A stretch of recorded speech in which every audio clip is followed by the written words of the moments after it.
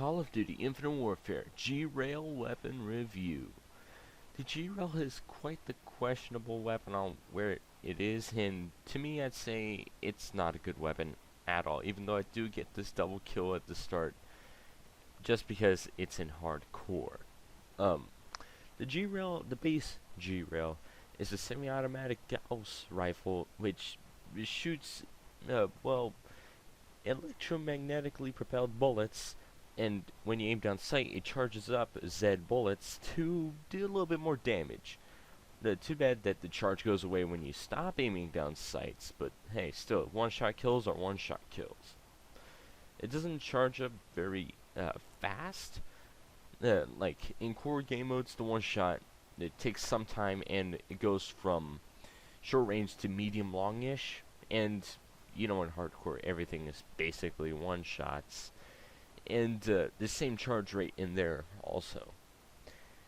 And another cool thing about the G-Rail I noticed is the base G-Rail and the common G-Rail variant are both semi-automatic. But then I think the rare one is 2-round burst. The legendary is 3-round burst. I actually have the legendary variant, but I don't really like it since the rate of fire is so slow.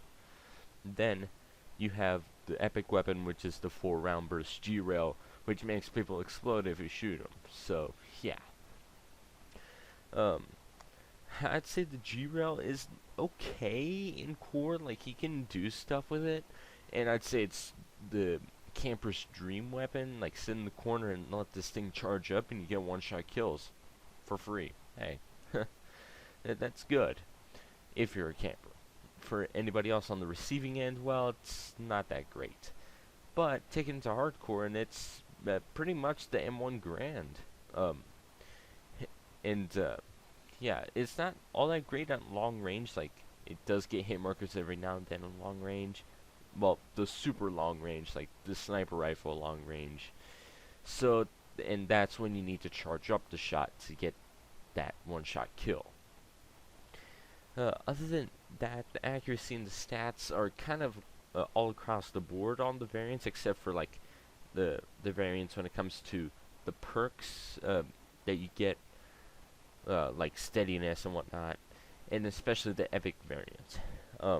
But across from like the regular base G-Rail and the G-Rail V3 Enigma, which is the legendary variant that I have, there's no changes in the stats whatsoever except for readiness. I'd say it's kind of funny how the G-Rail base form has a good enough rate of fire on semi-auto, and on 3-round bursts it's slowed significantly to the point it feels worse than the R3K, like the base R3K. Anyway, the stats here are 82 accuracy, 80 damage, 90 rate of fire, 68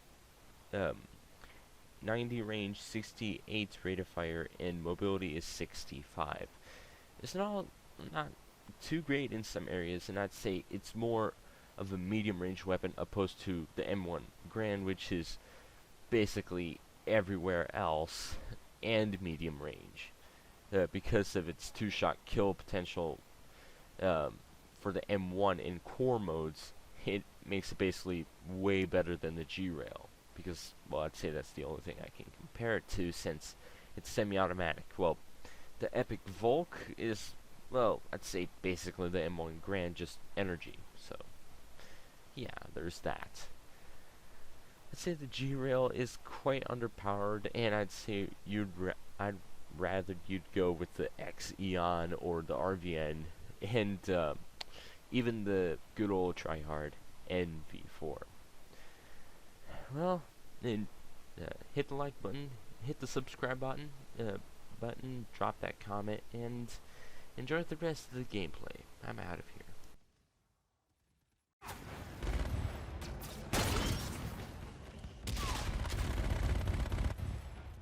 Friendly drone support is active.